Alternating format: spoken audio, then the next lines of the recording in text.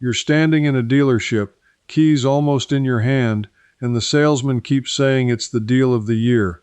I have stood in that exact spot, and I almost signed for a car from a brand that, 2 years later, could barely be found on the road. Here's what I learned the hard way. 9 car brands are quietly falling apart heading into 2026, and if you buy the wrong one right now, you could lose thousands of dollars in vanished value, disappearing parts, and dealerships that simply close their doors. I didn't believe it either, until a car I once loved turned into what old mechanics call an orphan. So stay with me, because at the end I'm going to hand you a forgotten buyer's trick that goes all the way back to the Studebaker collapse of 1966. It tells you if a brand is dying before you spend a single dollar, and it uses nothing but free public numbers you can check tonight at your kitchen table. This isn't for experts. It's for regular people like you and me who just want a car that still means something in 5 years. Let me take you back to the moment this became personal for me. Years ago, I bought a sharp little sedan from a brand everybody said was safe. 2 years later, my local dealer had turned into a used tire shop, and the nearest place that could service my car was 40 minutes away. That drive, over and over, is what turned me from a trusting buyer into a suspicious one. So I started watching the signs. And once you know the signs, you cannot unsee them. Let me start with the one that shocked me most, because this is a name almost everyone trusts. Nissan. For decades, Nissan felt untouchable, a company that built reliable, sensible cars your neighbor drove. But in the last 2 years, the ground has shifted under this brand in a way most drivers never noticed. In November of 2024, Nissan announced it was cutting around 9,000 jobs worldwide and slashing its global production capacity. That alone would have been a warning, but it got worse. By the middle of 2025, the plan had ballooned to roughly 20,000 jobs and multiple plant closures around the world. A company that healthy does not do that. Then came the moment that told me everything. In December of 2024, Nissan and Honda announced they were exploring a merger, a giant partnership meant to save both from being crushed by newer, cheaper competition. It sounded like a rescue, but by February of 2025, those talks had collapsed completely. Nissan walked away, or was pushed away depending on who you believe, and suddenly the rescue ship was gone. Now here's why this matters to you and your wallet. When a company this size is bleeding, the first thing that suffers is the future. Fewer new models, older designs kept alive longer than they should be. And most important for you, softer resale value, because the used car market smells trouble long before the average buyer does. I watched this exact pattern play out with brands that no longer exist. But Nissan is only the beginning, because when a parent company gets sick, the luxury child usually goes first. That brings me to Infiniti. Infiniti is Nissan's premium brand, the one that was supposed to compete with the German luxury names. And I'll be honest, I used to think Infiniti made genuinely beautiful cars, but a luxury brand cannot survive on beauty alone. It needs constant investment, fresh technology, and a steady stream of new models. That river has slowed to a trickle. Infiniti's lineup has shrunk dramatically over the past several years. Model after model quietly disappeared, and what remained often felt like slightly dressed-up versions of older designs. When the parent company is cutting 20,000 jobs to survive, there is simply no money left to reinvent a struggling luxury badge. I tested this belief by looking at how many genuinely new Infiniti models had launched recently, and the answer was almost embarrassing. Here's the part that stings for a buyer. Luxury brands live and die on prestige, and prestige collapses fast. The moment people sense a premium brand is fading, resale value falls off a cliff, because nobody wants to pay luxury money for a badge that might be gone. I've seen owners of fading luxury cars lose half their value in 3 years. Half. So if Nissan is the warning, and Infiniti is the fallout, you might think the trouble is limited to one company. It is not. Therefore, let me take you across the ocean, and then across an entire empire of brands most people don't realize are connected. Let me stay in Japan one more moment, with Mitsubishi. Mitsubishi is a name older drivers remember fondly, the company behind rugged, dependable machines that ran forever. But walk into a Mitsubishi showroom today and count the models. You won't need many fingers. The brand's American lineup has withered to a tiny handful of vehicles, and many of them are refreshed versions of platforms that have been around for years. Mitsubishi survives in North America largely by leaning on its alliance partners rather than by pouring money into bold new designs of its own. That's not a growth strategy, that's a holding pattern, and holding patterns end one of two ways. Why did this happen to a brand that once felt so strong? Because building cars is brutally expensive, and a company that can't spread those costs across millions of sales gets squeezed until there's almost nothing left. Mitsubishi got squeezed. When I first realized how thin the lineup had become, I understood I was watching a slow fade, not a comeback. And here's the tension that should be building in your mind right now. If three brands from the same part of the world are all showing the same symptoms, this isn't bad luck. This is a pattern. Therefore, the real question becomes, who profits while you keep buying into brands that are quietly running out of road? Hold that thought, because that's exactly what I want to come back to. Now let me cross the ocean, because there's an entire family of American and European brands all sitting under one giant roof, and several of them are in serious trouble. Let me start with Chrysler, and this one honestly hurt me to research. Chrysler is one of the founding names of the American automobile. This is Detroit royalty, and today the entire Chrysler brand has been reduced to essentially one main vehicle, a minivan, plus a sedan that was already discontinued. Think about that. A brand that once filled highways with dozens of models is now clinging to life with barely anything new to sell. When the legendary Chrysler 300 sedan ended its run, the brand was left almost hollow. A car company that isn't launching new products isn't planning for the future. It's managing a decline. Here's what that means for you as a buyer. When a brand is down to one or two vehicles, dealers lose interest, service networks shrink, and the badge on your hood starts to feel like a museum piece. I learned to see a shrinking lineup as the clearest early warning of all, and Chrysler's lineup has shrunk to almost nothing. But Chrysler isn't alone under that roof, and its siblings aren't doing much better. Take Dodge. Dodge built its whole identity on loud, powerful gas engines, the muscle cars that made people grin at stoplights. But the world shifted underneath Dodge, and the brand made a huge gamble by moving its icons toward electric power and new designs, gambles that early sales figures suggest buyers have been slow to accept. When you build your entire personality around one thing, and then that one thing is taken away, you risk losing the very customers who loved you. Dodge is walking that tightrope right now, with a thin lineup and a loyal base that feels uncertain about where the brand is headed. Uncertainty is poison for resale value, because used buyers pay for confidence, and confidence is exactly what's missing. Therefore, let me introduce the smallest, most fragile member of this family, a brand that is technically still here but practically invisible. Fiat. In America, Fiat has nearly vanished.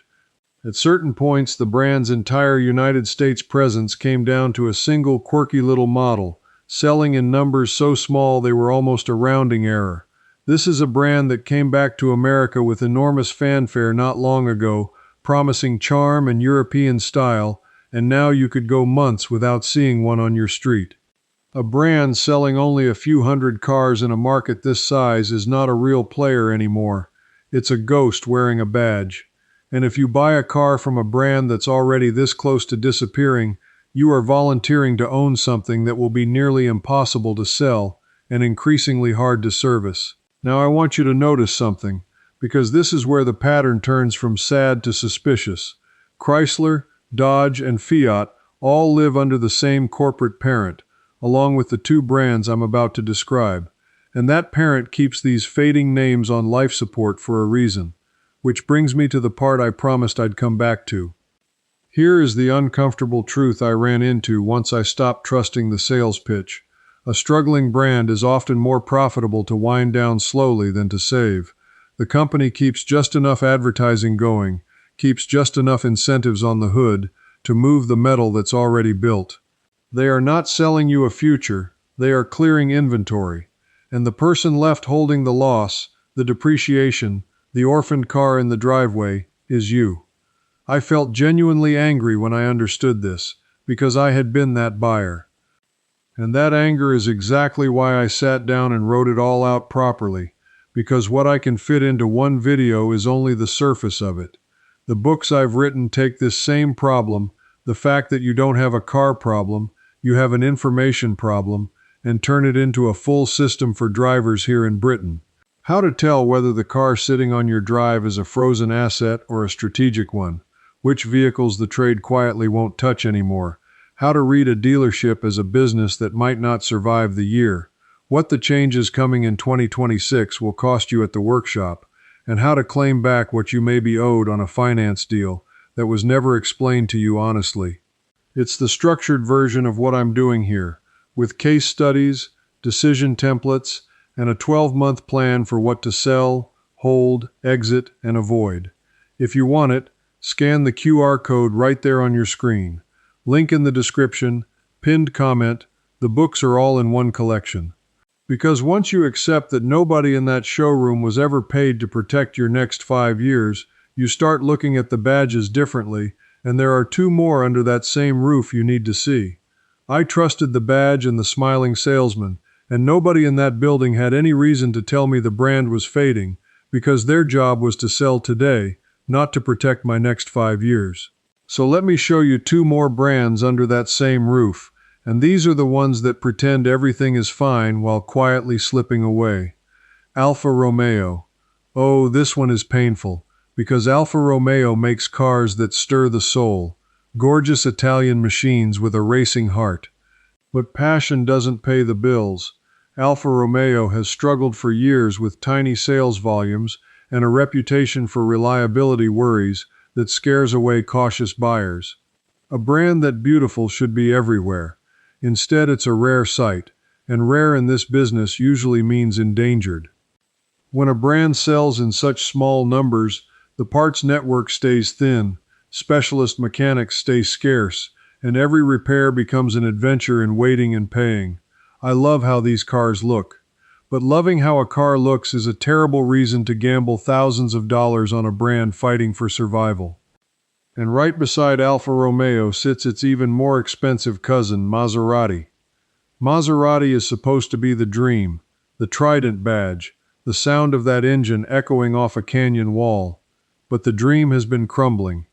Maserati's global sales have fallen sharply in recent times, dropping to a fraction of what the brand needs to justify its existence, with reports of the company posting heavy losses and searching desperately for a plan to stop the bleeding. Here's the brutal math of luxury. A prestige brand that stops selling, stops being prestigious, and once that spiral begins, it is nearly impossible to reverse. I watched Maserati go from aspirational to uncertain, and I promise you, the wealthy buyers who keep these brands alive can smell weakness faster than anyone. When they walk away, the resale floor drops out completely. But before you assume this is only about old-world Italian romance and struggling American giants, let me take you to the brand that stunned me most of all, because this one didn't fade quietly. It set itself on fire in public. Jaguar. In November of 2024, Jaguar revealed a complete rebranding, and it did not go the way anyone expected. The company pulled most of its existing cars from sale, rolled out strange new marketing that barely showed an actual vehicle, and then unveiled a wild pink concept car that split the world in 2. Some people were fascinated. Far more people were baffled and angry. Jaguar's plan is to relaunch as an all-electric luxury brand at extremely high prices, essentially throwing away decades of heritage to start over. Now, maybe that gamble pays off. But maybe it doesn't, and in the meantime, the brand deliberately stopped selling most of its cars, leaving showrooms nearly empty during the transition. Think about what that means if you own one of the older Jaguars right now, or if you're tempted to buy one. You are holding a car from a brand that has publicly announced it is walking away from its own past. That is the kind of move that makes the used market nervous, and nervous markets punish resale value without mercy. So there they are, the 9 names I'd think very hard about before signing anything in 2026. Nissan, wounded and cutting deep. Infiniti, fading in its shadow. Mitsubishi, running on a nearly empty lineup. Chrysler, a giant reduced to almost nothing. Dodge, gambling its identity. Fiat, a ghost in the American market. Alfa Romeo, beautiful and endangered. Maserati, a dream losing altitude. And Jaguar, burning its own history to chase a risky new life. Now, I know exactly what some of you are thinking right about now, and I want to speak directly to you for a moment. You might be sitting there saying, "That's fine for people with money to burn, but I'm not buying a Maserati. I'm just trying to find a decent, affordable car that won't ruin me." Maybe your budget is tight. Maybe you're shopping used, with cash, from a small lot down the road. This next part is built specifically for you because you are exactly the person who gets hurt worst when a brand collapses, and you can protect yourself starting today with nothing but a phone and a little patience. Here's the trap for regular buyers. A dying brand looks like a bargain. When a company is desperate to move cars, prices drop, incentives pile up, and that struggling badge suddenly looks like the smartest deal on the lot. Your instinct, the same instinct I had, says grab it. But cheap up front becomes expensive later, and here is exactly how. First, parts. When a brand shrinks or dies, the flow of replacement parts slows down and prices climb. A part that should cost you $50 can quietly become a $200 special order with a 3-week wait. I've felt that pain, sitting without my car while a simple piece shipped from who knows where. Second, service. Dealers of dying brands close, merge, or switch to other makes. Suddenly the mechanics who actually know your car are an hour away, or gone entirely. Every oil change and every repair becomes a longer, costlier trip. Third, and this is the big one, resale. When you try to sell an orphaned car, buyers hesitate, and their hesitation becomes your discount. You eat the loss the day you hand over the keys. So here's what you can do right now, today, with what you already own. Before you fall for any deal, pull out your phone and search 2 simple things. Search the brand's name with the words sales figures, and look at whether those numbers are rising or falling over the last 3 years. Falling fast is a red flag. Then search the brand's name with the words new models, and see whether they've actually launched anything genuinely new recently, or just warmed over old designs. A brand that isn't building new cars is a brand that's giving up. That costs you nothing. No expert, no subscription, no special tool. Just 15 minutes and the willingness to look before you leap. I wish someone had told me to do that all those years ago, before my dealer turned into a tire shop. But there is one more layer to this, an older and far more powerful method than a quick phone search, and this is the secret I've been saving for the very end, because the truth is, brands have been quietly collapsing for 100 years, and the smartest buyers of the past worked out a way to see it coming. That knowledge got buried under modern marketing. Tonight I'm digging it back up for you. Let me take you back to December 20th, 1966 in Hamilton, Ontario. On that day, the very last Studebaker rolled off the assembly line. Studebaker was once a proud, respected American car company with roots going all the way back to the 1800s, when they built wagons, and they were gone, just like that. But here's what happened next, and this is the part the history books gloss over. The people who owned Studebakers suddenly discovered a brutal new reality.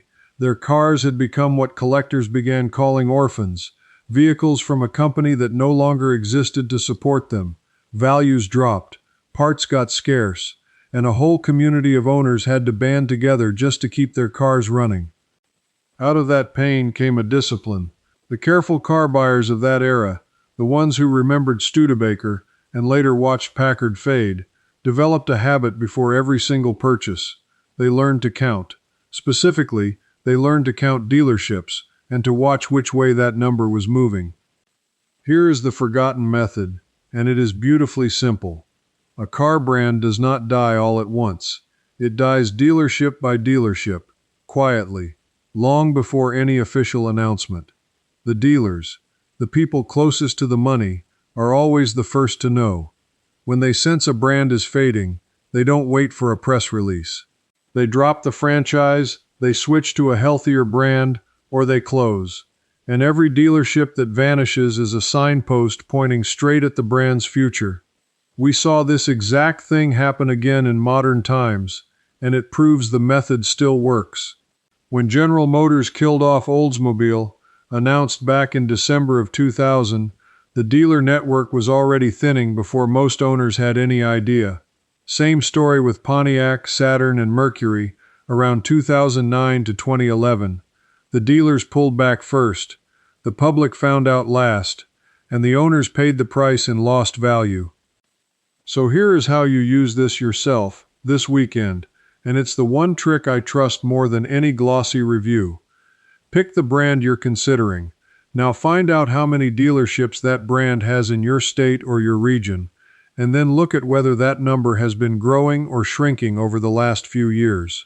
Most manufacturers list their dealer locators right on their websites, and local news often reports when a dealership drops a brand or closes. You can also simply call the 2 or 3 nearest dealers and ask a quiet, honest question. How long has this location carried this brand, and are you planning to keep it? Listen closely to how they answer. A confident, growing brand has dealers who talk about the future. A dying brand has dealers who get vague, who mention they also sell other makes now, who can't quite promise they'll still be here in 5 years. That hesitation in their voice is the same signal Studebaker owners learned to read almost 60 years ago. It is the oldest early warning system in the car business, and it costs you nothing but a phone call. When I finally started doing this, everything changed. I stopped buying badges and started buying futures. I looked at the shrinking lineups, the closing dealers, the vanishing parts, and I walked away from deals that looked amazing on paper, but would have quietly drained my wallet for years. The salesman never once mentioned any of this. Why would he? His job ended the moment I signed. My job, protecting my own money, had only just begun. That's the whole secret. A brand's health isn't hidden in the shiny brochure. It's written in plain sight, in the sales numbers falling year after year, in the lineup shrinking to a single model, in the dealerships quietly taking down the sign. The information has always been there. Somebody just made sure it was easier to see the monthly payment than to see the collapse. So here's what I want you to carry with you. You didn't just learn about 9 struggling brands today. You recovered a way of seeing that regular people used to have before slick advertising taught us to trust the badge instead of the numbers. That way of seeing was quietly taken from you, and now you've got it back. You're the kind of person who would rather know the hard truth than be flattered into a bad decision. You want to spend your money once, spend it well, and own something that still holds its worth when it's time to move on. That instinct is right. Trust it. Feed it. It will save you thousands. Now I want to hear from you, and I mean this specifically. Out of all 9, which brand surprised you the most? Was it Nissan, the giant so many of us trusted, quietly cutting 20,000 jobs? Or was it Jaguar, setting fire to its own history with that pink concept car? Tell me in the comments below, and while you're there, tell me where you're watching from. I read these, and I genuinely want to know how far this reaches. If this changed the way you'll look at your next car, come join the rest of us who are done being sold to and ready to buy smart again. Subscribe, because we're recovering the practical, hard-earned knowledge that convenience and marketing quietly buried. And next time I'm going to show you the simple, decades-old way to read a used car's real history in the driveway, using 3 things you can check with your own 2 hands before you ever hand over $1. You are going to want to see that one before you buy anything ever again. Before you go, one last thing. This video showed the warning signs, but inside the Old Ways Society I walk you through the kitchen table check for all 9 brands, step by step, and if something isn't clear, ask me directly. I answer you myself, no machine. You won't be alone. Folks like you are already in there with me. Just point your phone's camera at the code on screen, and you can cancel any time.